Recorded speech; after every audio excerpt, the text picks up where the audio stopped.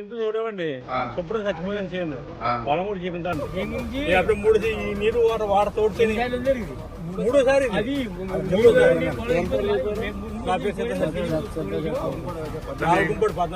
ఈ కాల కింద తోడుకోండి ఈ కాలంలో మీకు ఎటువంటి ప్రాబ్లమ్స్ వస్తే అలాగే చాలా సార్లు వేసారన్నారు కదా, మీకు ఎటువంటి ప్రాబ్లమ్స్ వస్తే చాలా సార్లు ట్యాంకులు అలాగా మూడోసారి మొత్తం కాలిపోయి మూడోసారి మన తొలకూరులోనే ఈ పంట కాలంలో వెళ్ళిపోయాయండి అక్కడ పశువులు కూడా చీడి కూడా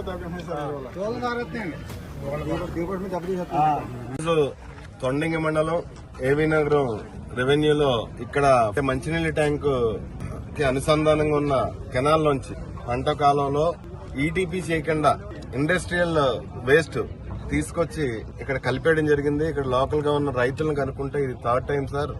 లాస్ట్ December 29th కూడా ఇది ఇలాగే జరిగింది. అప్పుడు మేమందరూ ఆపి ఇచ్చేసాము. కానీ ఎలాగన్నా సరే ఈ పంటల కాలంలో తీసుకొచ్చి కలిపేస్తున్నారు. సుమారు 50,000 మంది, అంటే ఒక మేజర్ పంచాయతీతో సహా ఇంకొక 15 పంచాయతీలు, అంటే 16 పంచాయతీలు మంచినీళ్ళు తాగే వాటర్ అది.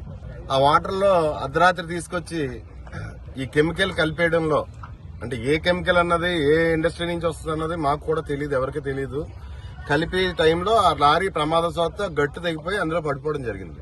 లేకపోతే కెమికల్ కలిపేసి వెళ్ళిపోను రైతులు కూడా గొడవ చేస్తున్నారు. చెరువులు పాడైపోతున్నాయి, లేకపోతే పంటలు పాడైపోతున్నాయి, పంటలు కాలిపోతున్నాయి అని చెప్పేసి రైతులు ఇబ్బంది పడుతున్నారు. మరి ఉదయాన్నే రైతులు ఇదంతా గమనించి